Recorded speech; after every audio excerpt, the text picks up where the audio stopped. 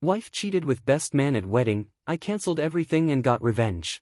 My wife betrayed me with my best man at our wedding day. Now she's my ex, humiliated by her own family. I'm a 28-year-old man, and I was supposed to be in Hawaii today, enjoying my honeymoon with the love of my life, Brenda, who's 27. But here I am, writing this Reddit post about the same woman who has now wrecked my life. Yesterday was my wedding day, what should have been the happiest day of my life. But it turned out to be a nightmare when I discovered that the woman I married just hours earlier had been intimate with my best man moments before we exchanged our vows. It was a 2-day event. We had the bachelor and bachelorette parties the day before, followed by the main wedding ceremony yesterday. We were supposed to not see each other during these 2 days, and I would only see her at the altar. That's how it was planned. We enjoyed our pre-wedding parties separately. It was at the same location but in different parts of the venue. The groomsmen and bridesmaids were allowed to move between both parties, but not the bride and groom. Everything was so much fun. We got intoxicated and passed out around midnight. The next morning, I woke up and got ready to receive our parents. We went to pick up our grandparents from the airport, and the wedding proceeded as planned. The ceremony was followed by lunch. Friends and family raised toasts to us. Everything was fine until that moment. In the middle of all this, I went to use the restroom and overheard the janitors gossiping. They had seen the bride hooking up with the best man. I stayed inside and heard the entire conversation. One of them swore he had seen the bride in her wedding dress making out in the restroom with the best man. The other one said he had seen the best man in the bride's room early in the morning and thought he was the groom, but was later surprised to learn he wasn't. I couldn't just hide inside and keep listening to them. I came out, and all three of them were shocked to see me. They awkwardly left the place. I checked for cameras inside the restroom area but found none. However, there was a camera installed in the lobby outside. I rushed towards the room where she had stayed last night. There was a camera outside her room. I called up my wedding manager and asked him to retrieve the recordings from the cameras placed in the lobby outside the restroom and the bride's room. He was reluctant, but seeing my desperation, he tried to calm me down and said he would get them. I resented going back to the lunch table but didn't want to create a scene in front of the guests, so I returned. I couldn't help but notice my best man and my wife's body language. They were acting as if nothing had ever happened between them. I was choking up but didn't have anyone to turn to. My best man and my wife were the closest and most important people in my life that day, and they both chose to betray me. My restlessness was probably evident. Brenda and everyone else asked me if I was okay. I was pale and shivering with anxiety. People were dancing and tried to pull me in to join, but I refused, saying I was tired. My best man came forward to ask for Brenda's hand for a dance, and she agreed. Had this happened before my restroom discovery, this would have been a happy sight. But now it disgusted me to see them together, knowing what they had done to me. Watching them dance together, I could only imagine what they had done the night before. It was pathetic of me, but I was just visualizing the circumstances and the ways they had betrayed me. If you're feeling as shocked as I was at this moment, hit that like button and subscribe to the channel. Drop a comment below telling me, would you have confronted them immediately, or would you have waited for proof like I did? After a while, I got a text from the wedding manager saying he had retrieved the recordings. I asked him to meet me in my room. Brenda was busy dancing with the best man and other groomsmen. I went back to my room. I took the footage from him, thanked him, and asked him to leave. I told him that if anyone asked about me, he should tell them I wanted to be left alone. He nodded and left. I locked myself in. My hands were shaking as I prepared to play the recordings. I knew my life was going to change at that moment. I played the wedding day footage from the lobby outside the restroom. I saw my best man go inside the men's restroom. Then, when everyone else left after finishing their business and the restroom was empty, he probably locked it from inside and called Brenda. She was then seen sneaking into the restroom. They were locked inside for close to 10 to 12 minutes. Meanwhile, a few other men came to use the restroom, but the door was bolted from inside. They probably informed security or the janitors. Finally, the janitor came and knocked, but there was no answer. He directed 2 men to use the restroom upstairs. The janitor came back with a key, opened the door, and Brenda rushed out of the lobby. I had tears in my eyes. This was enough to conclude what had happened between them. Yet my curiosity forced me to check out the footage from the night before. It was planned and deliberate betrayal. They were making out in the lobby while heading towards her room, his hands all over her. I could only imagine what had happened inside the room. I cried like a baby, knowing that my life was destroyed on my wedding day by the most precious people in my life. I stood in the room crying and cursing my fate. I got several knocks on my door. My phone was blazing with non-stop texts and calls. I called up the event manager and asked him to tell everyone to leave me alone for some time. He did, and the knocking went silent. But Brenda was constantly texting me to check on me. I switched off my phone, but I was feeling very restless. breathless. I stormed out of the room and went outside to find that almost all the guests had left. Just a handful of family members remained, including parents from both sides, siblings, and some close friends. The best man had also fled the location. Brenda was crying. Her maid of honor and her parents were consoling her. Everyone rushed towards me when they saw me. Mom hugged me, asking what had happened. But Brenda stood at a distance. Maybe she and the best man had gotten wind of what had happened. I looked at her and said, "I'm annulling the marriage right now." She started crying hard while everyone else bombarded me with questions. I switched on my phone and showed her father the footage of her making out in the lobby. The disgust on his face was enough for everyone to figure out what had happened. I drove off from the location. The event manager called me for the final settlement, and I asked him to take it from the bride since she was putting up a show at the venue. I don't know who paid the settlement or what happened after that, because I haven't spoken to anyone since leaving the place. I drove off more than 200 miles to a remote countryside location and have been staying here since yesterday afternoon. I left the venue in my wedding suit, so on the way, I got rid of it and changed into my gym clothes that were lying in the trunk. My condition is just so pathetic. I haven't spoken to anyone. The last meal I had was my wedding lunch. I wanted to visit the pastor for the annulment process but just don't have any motivation to move. We had our flight to Hawaii this morning, and in the middle of all this chaos, I forgot to cancel it. In fact, I woke up today to final calls from the airline to board the flight. That money went to waste. I canceled the hotel bookings but got zero returns because I was canceling them after check-in time. I got some money back only for the return flight from Hawaii and some water sports bookings. Otherwise, I lost everything, in the true sense. Anyway, monetary loss is nothing compared to the mental stress I'm going through. I don't know how I'm going to deal with all this trauma. My head is hurting so badly. This loneliness is ending me, but I don't want to talk to or meet anyone either. I don't know how to explain my situation. This is absolutely devastating. I'm so sorry this has happened to you. Betrayal from the two people who are supposed to love and support you like no one else is an unimaginable pain. It took strength to do what you did, and while the financial loss may feel significant now, healing emotionally is the primary concern. Take all the time you need. Sometimes all we need is space, and space is healthy. Achula Zako number 1. Thanks for reading my story and supporting me in my time of misery. Indeed, I was in a very pathetic condition. I still am, but better than last time. I stayed at that place for over a week, sulking over my miserable life. It was a cheap motel by the highway where truck drivers and road trip travelers took shelter for the night. I didn't care about the place at the time. All I needed was to escape from the world I knew. 2 days later, I went out to get some essentials from the supermarket downstairs and ate something after 2 days of not eating. I realized I was badly reeking. I had been consuming substances. I took a shower and went to meet the pastor. He was the one who officiated our wedding. He was shocked to know what had happened to me. While leaving the wedding venue, I bravely told her I was going to annul the wedding, having no clue about the annulment rules. The pastor clarified that annulment could be done only in cases of fraud, forced marriage, misinterpretation of the vows, or if the vows were taken in an unmindful state of mind, which basically means intoxicated or under influence. I asked him if we could consider this to be a case of fraud because she betrayed me just before the wedding vows were exchanged. He said that along with the religious rituals, we had registered our wedding with the magistrate office. As per the law, unfortunately, I had to go through the divorce process. I hated to see her again, and getting divorced meant crossing paths with her, but I had no other option. I went to my parents. They were stressed out. Dad offered to provide all sorts of support I needed. I asked for a lawyer. Dad is a businessman and has lawyers in his network. He gave me the contact of an attorney who specializes in divorce cases. He had already briefed the lawyer about my case, and the lawyer was waiting for me to reach out. Dad said he had already sorted things out with the lawyer, and the lawyer confirmed that in my case, divorce should be a swift process because the marriage was not legally consummated. I met the lawyer, and he assured me of a smooth process. He immediately proceeded with the paperwork and said that the divorce papers would reach her in a week. He would ensure that I didn't have to pay a penny of alimony. Instead, she would have to pay for half the wedding expenditure. My father had told him that I was funding the whole wedding, and that's how he added this term of recovering the wedding expenses. I also got to know that Dad did the payment settlement for the wedding planner after I left the venue. Brenda's parents also immediately left, disowning her in front of everyone. Her maid of honor took her home, or I don't know where, but they left together. Lastly, my parents and grandparents were left, picking up my stuff from the wedding and doing the settlement with the planner. Mom gave me the keys to my house. Brenda had shipped them to my parents. She called my mom, apologized, and requested her to help us get back together. Mom said she wouldn't meddle in our business and that it would be solely my decision what I wanted to do with the relationship. People questioned in my post about my best man. How could I have someone like that as my best man at my wedding? Well, let me tell you, he's my friend from college, and we've known each other for 10 years. He lives in Seattle after college, but whenever he's in town, we always catch up and hang out. Though he's thousands of miles away, we were always in touch. When I told him about my wedding, he was more excited than me. He flew down a week before the wedding and helped me with the shopping and arrangements. He has always been more than a friend, like extended family. This was not the first time he had met met Brenda and got swayed away. Ever since I started seeing her, we used to hang out together whenever he was in town. I wanted to know what he was thinking before being intimate with my wife before the wedding, but at that moment, all I wanted was mental peace, so I didn't talk to him. Coming to my soon-to-be ex-wife, we dated for 2.5 years. Even after we decided to get married, we waited 5 months. In those many years of knowing each other, I never noticed any red flags. She was sweet and understanding and never made advances toward my friends. Even when we used to hang out with this best man, nothing suspicious ever happened. I came back to my empty house. Honestly, it felt haunted. The last time I was here, we were so happy, preparing for the wedding and our future together. And now it was all in ruins. Mom visited me the next day and stayed with me for a few weeks. She cleaned up all the remaining stuff that Brenda had left and renovated a lot of things in the house. And trust me, it helped. Slowly, I gained control over my life. The first thing I did was join a fitness club to keep myself busy and my mind drained. I was already draining my mind with all these negative thoughts, so it was better to drain it through workouts and gain something out of it. Not that I was unhealthy or overweight, but yeah, slightly out of shape. I've lost 5 pounds already. Thanks. Work-wise, I've also been keeping myself busy. When the divorce papers reached her, she texted me asking if we could meet once. This was her first text after D-Day. I broke down again. I had been ghosting her all this while, and to me, she had turned into a ghost who doesn't exist. When I got her text, all the emotions came flowing back. I agreed to meet. She looked pale and weak. I stood there with a straight face. Whatever she asked, I gave one-word replies. It was all general stuff. Talking to her was awkward. I don't think I should have asked this, and I still don't know why I did, but I brought up the topic of the betrayal, asking how she ended up being intimate with him. She was embarrassed at my question, broke down, and then confessed. Her answer blew my mind. She said, "I have never, ever betrayed you before, nor have I ever thought I would. I wanted to be loyal to you throughout my life. But when I told this to my bridesmaids, they suggested I taste other options for one last time before committing to one person forever." When the best man visited her group at the bachelorette party, the bridesmaids kind of told him that Brenda was looking for someone to hook up with that night before committing herself to one man at the altar. The best man said, "Sure, I'm all in." It was all in a playful way, but it put ideas in both of their minds. They eventually flirted with each other as a game in front of everyone but couldn't stop even after being left alone. One thing led to another, and they decided to have one fun night before the wedding. So it wasn't one time, it was the whole night. I remember it all happened after I passed out at my bachelor party. I had to wake up early in the morning to pick up my grandparents from the airport, so I dozed off after midnight. My best man wasn't done partying yet, so he headed to the bachelorette party after that, and that's where everything happened. I don't know if I should blame myself for going to sleep early. After confessing everything, she asked me with a pathetic look if we could give one last chance to our relationship and start over again. I said no. I'm never going to trust her again, and it's better we part ways because our relationship would never survive even a day if I gave it a shot. I've turned bitter towards her, and that cannot be changed, not anytime soon. I may forgive her eventually, but I can never trust her again. She cried. I was also crying, but I stood strong and did not give in. She signed the divorce papers after that and shipped them back to my lawyer. The divorce is settled now. I'm moving forward with my life, taking it one day at a time. I'm focusing on my work, upskilling myself, and keeping my consumption habits in check, which escalated a lot during the divorce. Mom insists that I start seeing women again, but I'm not jumping into the dating game anytime soon. Achula Zako number 2. Hello everyone, it's been a while since I posted on this thread. Actually, nothing significant happened after the divorce. Brenda and I never crossed paths again. After moving out of my house, she lived with her best friend until our divorce was settled. I have no updates about her after that. I've blocked her from all social media platforms. As far as the affair partner is concerned, he ghosted me after the wedding day. The last I saw him was on my wedding day, dancing with Brenda. I'm sure she would have updated him regarding our divorce. The thought that they might be seeing each other after our divorce also haunted me for a while, but eventually, I moved on from that feeling of insecurity. A few days ago, I bumped into one of my college friends, a mutual friend of the affair partner and me. He had also attended my wedding as a groomsman. I wasn't keeping in touch with anyone after the wedding, even on social media. I ignored everyone. He told me that the affair partner was betrayed and dumped by his fiancée. Apparently, a few of the groomsmen knew that the affair partner was with my wife the night before the wedding. When the affair partner hurriedly left the venue after I locked myself in the room, they understood what had happened. Eventually, the news of my divorce came out, and they did the math. He said he wasn't in touch with the affair partner for a long time after that, but coincidentally, he got a job offer from the same company where the affair partner worked, and they crossed paths at the office once in a while. The affair partner was seeing this girl from work and got engaged a month ago, but they broke up the very next day after the engagement. The wedding was supposed to be this month, but it was called off. That's when this friend found out. He was also invited to the wedding, but after they broke up, he got another email saying the wedding was called off. During an office party, the affair partner got intoxicated and spilled the beans to his friend that his fiancée had betrayed him, and that's why he had called off the wedding. The friend tried consoling me, saying that the affair partner was hit back by karma because of what he had done to me. I said I had moved on from the feeling of revenge and betrayal. When I was being cheated on, I desperately wanted to ruin the affair partner's life. But now, I just don't care about him or Brenda. Both are ghosts to me and don't exist in my world. Karma really came full circle in this story, didn't it? If you're enjoying this content and want to hear more stories like this, smash that subscribe button and hit the bell icon. Comment below, do you believe in karma? To update those who have been following, I'm dating this wonderful woman from my office. She's a brave single mother and mom to an adorable daughter. I can't stop admiring both of their sweetness and mannerisms. It's too early to say whether I want to marry her or not, but she definitely lights up my life with her presence. Last month, I invited her over to my parents' place for dinner, and my parents just love her daughter. It was a happy sight. I want to take this relationship seriously, but we're both skeptical and don't want to rush into things. Probably will take a couple more years before we decide to marry, if at all. Fingers crossed, but we might start living together soon. I'll make an update if anything progresses.